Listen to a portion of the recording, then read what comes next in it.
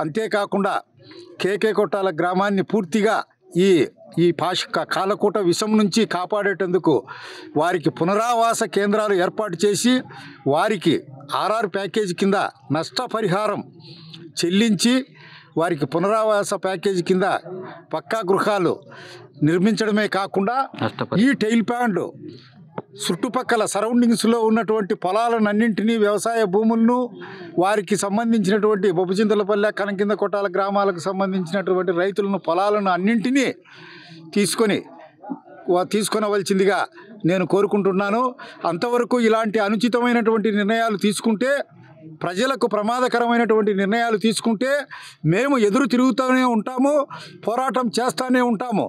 15 రోజుల కిందట గౌరవనీయులు ముఖ్యమంత్రి చంద్రబాబు నాయుడు గారు సోలార్ ప్రాజెక్టుకు సందర్శన కోసం వచ్చినప్పుడు ఇక్కడి రైతు సోదరులు అంటే కేకే కొట్టాల రైతు సోదరులు వందలాదిగా పోయి ఆయనకు వినతి పత్రం ఇవ్వడం జరిగింది.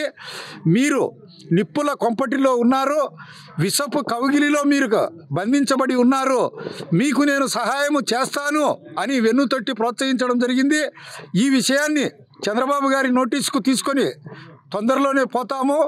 ఇటువంటి సంఘటనలు ఎప్పుడు జరిగినా పునరావృతమైన మేము ప్రతిఘటిస్తూనే ఉంటామని తెలియజేసుకుంటున్నాను.